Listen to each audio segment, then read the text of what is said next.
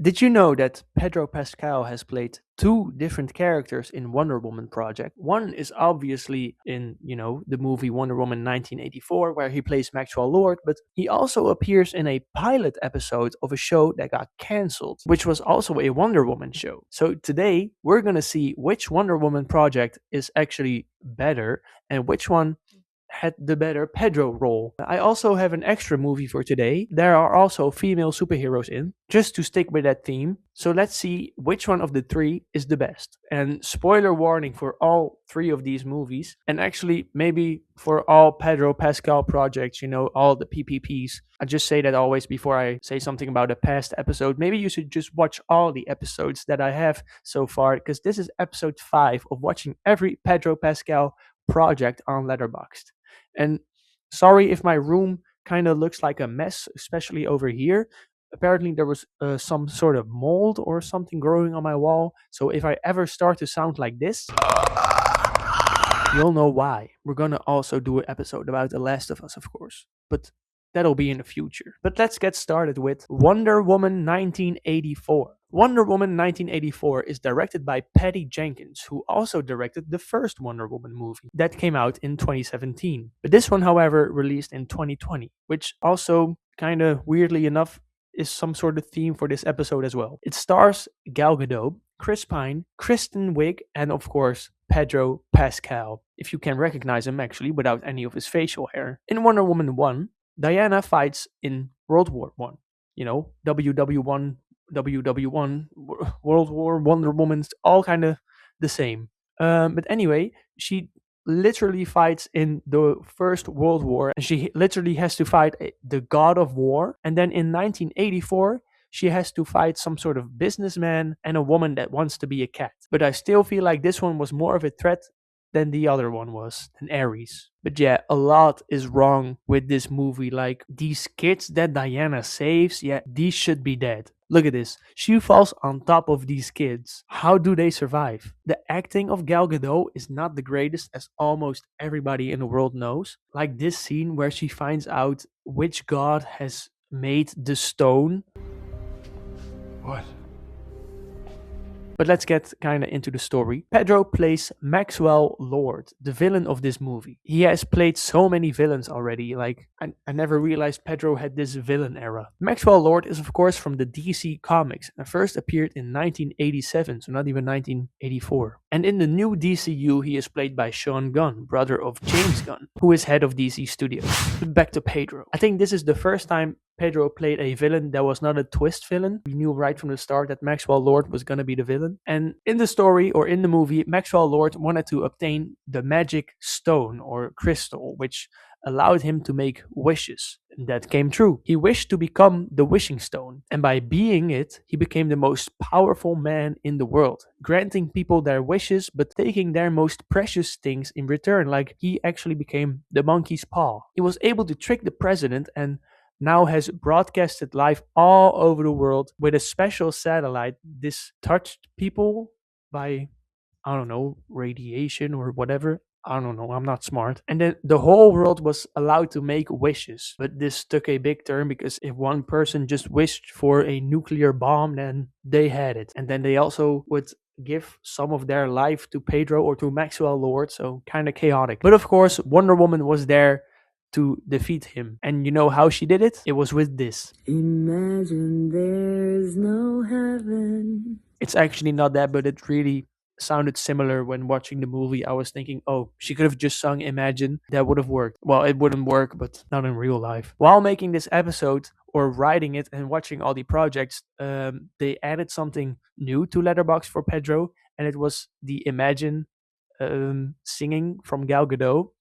Right now it's gone again, but I just want to let y'all know that I watched it. I can't rank it anymore. I can't rate it anymore. It's not there. But in case it comes back, just want to say that I did see it. I did not draw this on the wall because I had secondhand embarrassment when watching it. And Pedro does this. Imagine no possessions. And it goes here on the tier list. And I'll talk about the tier list more in a second. But back to Wonder Woman 1984. Now, I do think this movie is okay. Definitely worse than the first one. A lot of weird things happen and things that don't return, like Wonder Woman making a jet go invisible, then never does something with that power again. Or when she just starts to fly, she can just do it all of a sudden, but never does it again. Almost everybody wished for something in this movie. Max obviously wished to become the Stone. Diana wished for Steve Trevor to return, but that made her lose her powers. Barbara, played by Kristen Wiig, she wished to be Diana, even though she didn't know that Diana was like this all-powerful being, but it made her less human. And Steve wished to fight better in this one moment, and this man wished for cows. Yeah, moving on. For the wall, there's an obvious item to draw, and that will be the stone. Imagine I could make a wish with this version on the wall. I would wish to meet Pedro or to make an episode of this with Pedro. What would you all wish for? And do you think something bad would happen if you would wish for these things? Like, what would you give up? Just let me know in the comments, I guess. I do like the character of Wonder Woman, and I wish we will see her quickly in the new DCU. Wait, I wished for it, so is it gonna happen now? Now, I changed the rankings a bit from the previous videos. I now have a tier list with the Pedro Pascal characters. I already put these in place and they are ranked the same way that they were before. And I will now rank the movies in the letterbox list as I did with the characters. I figured it's better this way. And for Maxwell Lord, he will be in an A tier because he is definitely the highlight of the movie. Also, I couldn't really talk about the story. I feel like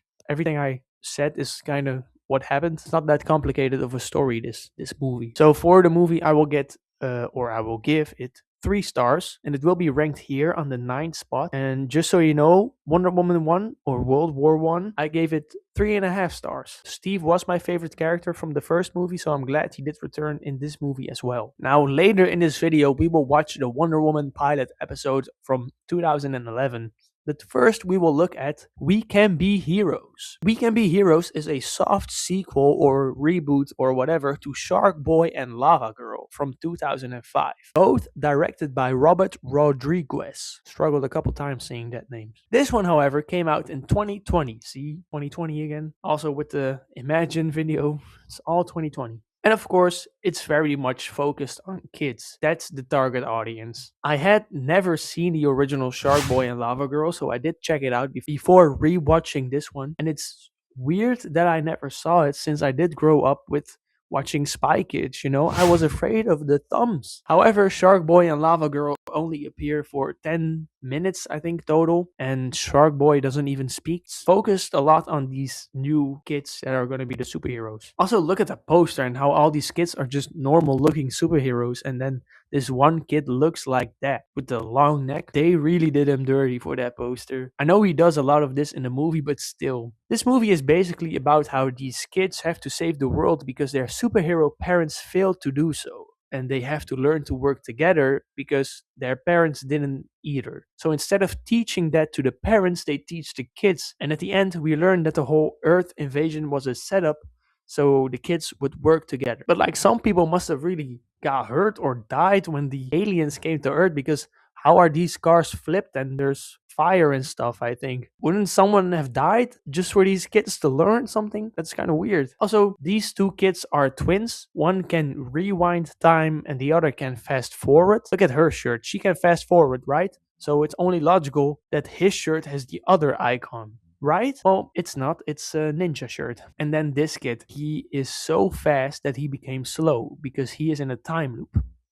But he can't take fall damage because he moves in slow motion. So when this important device falls to the bottom of the ship, he just jumps down. Also because Kid Fantastic, you know, the Mr. Fantastic kid, just couldn't reach it. He didn't even try laying down, but he just barely couldn't reach it. But when Slow-Mo Guy is down there, they can't get him up. So they use this other kid to go teleport to the bottom and grab the Slow-Mo kid, and then he flies up with him. Like, why didn't he just teleport down there in the first place, grab the device, and then go up? Why did that one kid just jump? This already kind of lets you know what I think of the movie. Of course, it's bad acting from these kids, and I didn't like Guppy, but it feels weird to say that because they are kids. I hate the art, not the artists. Oh yeah, she also acted in the Obi-Wan series as young Leia, which explains a lot. Also, how are they supposed to save the world when this is their training ground? The grandma even says that she trained all the other heroes, their parents, so no wonder that they lost against these aliens. Now going to Pedro. He plays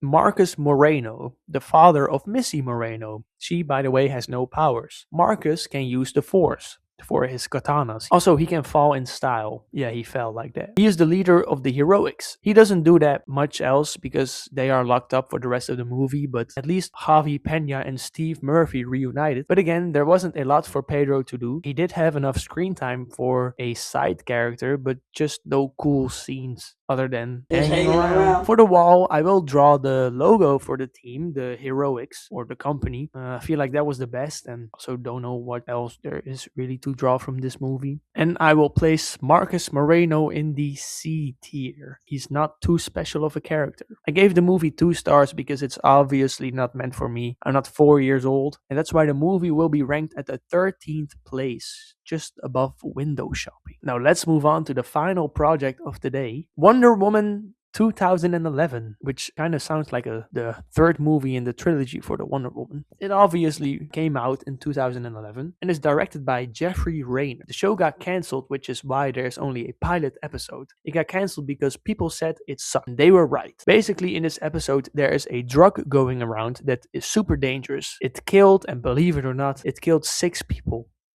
It doesn't sound too dangerous if it's just 6, in the entire world, or at least it injures them. I don't know if they all died. I know one of them died. But Wonder Woman somehow already knows who is behind this and does everything to expose her. She tells the press. And the woman behind the drugs apparently is Veronica Kill. Oh yeah, and warning for some sexualization because it gets weird. Not by me, I don't do that. But the show does it. And Wonder Woman does it herself. Lets you know what kind of show this is. The episode had a real CW show feeling with cheap costumes. At least Gal Gadot was wearing armor because what is this? This might be worse than the Snow White live action dress. And the tiara is just made from cheap plastic. And it doesn't just feel like a CW show, but it also reminded me of She-Hulk, the series from Marvel, which I actually thought was not bad, but it would be if it was like this. Oh yeah, and I almost forgot to say Wonder Woman is played by Adriana Palicki. Don't know if I pronounced that correct. It also stars Carrie Al, Pedro Pascal, of course, and even features Dr. Phil and yes, Ryan Gosling. Oh my god. I think that was the best part actually when Ryan Gosling appeared. It was just a scene from The Notebook, but still, I got to watch The Notebook. Oh, and Dr. Phil says that Wonder Woman is nuts, and I couldn't agree more with him. The episode is only 45 minutes long, but it's so bad. And there are a couple things that are just super weird or feel out of place that make Gal Gadot's Wonder Woman feel like it was never bad, which I didn't think she was the worst, but this one makes it look so much better. Like, Diana wants to build a Facebook page for online dating, and then says she has one friend, which is her cat. And you might be thinking, is there no Steve Trevor for her? Oh yes, he is actually alive and well, but she dumped him because she thought that he might be in danger if they were together. Also, Wonder Woman apparently doesn't think that being a superhero is the most important. No, she made merchandise. She has a whole contract with people that make dolls of her. These kind of weird anime dolls that those weird geeks have. Never understand that. I don't watch anime. I don't like that. She starts talking about how her breasts are not as big and stuff, which is good, of course, because a female superhero shouldn't be known for that. They should be strong and independent, right? But a couple scenes later, when Wonder Woman needs to go in a room that is guarded, she says this. Like my outfit, officer? This outfit opens doors for me. It's gonna open that one, isn't it? It just doesn't make sense. I don't think Wonder Woman should be like this. Also, when she gets in the room, with the help of Pedro by the way, she starts to torture the man to get information. What happened to the lasso of truth? Why does she have to torture a man? It's not like she doesn't have the lasso because in the scene we see her use it. Yeah, there's nothing good about this show. Normally I talk about the good and the bad, but there's nothing good about this. She also fights some bad guys. Actually, the guy she tortures is the guy she fights in the beginning, who's just Mr. Clean. And then just going through the bad stuff real quick. At the end of the episode, she fights like 20 bodybuilders. But while they are fighting and jumping and falling, whatever, you can see these wires that they use to lift the actors up, for fight scenes. Why didn't they paint this out? I know it was for a test screening when the audience said that this whole show sucked, but don't you want your audience to actually see like some sort of a final product? They did not care for this show, I guess. Anyway, that's all I can say about Wonder Woman. Now let's talk about Pedro. It's kind of short, but he has more impact than other short roles. He's a detective called Et Indelicato, and he tells Wonder Woman to not do stuff, which she then ends up doing anyway, like torturing the man. And Pedro in this role is also clean shaven, just like Maxwell Lord. There really isn't much else to say about it. I think he would have gotten a bigger role or more screen time if there were more episodes, but I'm glad there are not more because I do not want to watch more of this stuff. For the wall, I'm going to draw the lasso of truth because she should have used that instead of torturing the man. I know this lasso of truth can actually be for both movies, but I don't care at this point. I really don't care. There's also not another item in this episode or movie that I could have used for it. So now, to no surprise, I will give this 5 stars. No, of course not. Let's get rid of those 4.5 stars. Yeah, and in the ranking of projects, it will be at the bottom. We found a new low. As for the Pedro tier list, it also goes to the bottom, but not as the worst character. And this also makes it a pretty easy choice to see which Wonder Woman movie or project is better. I don't think that was a question actually in the first place. Let me know if you have watched any of these movies and what you thought of them. Also, let me know what you want me to watch next. We're gonna have to watch it all anyway, so don't worry. We're gonna also do that. But I guess I will see you all next time. Both directed by Robert Rodriguez.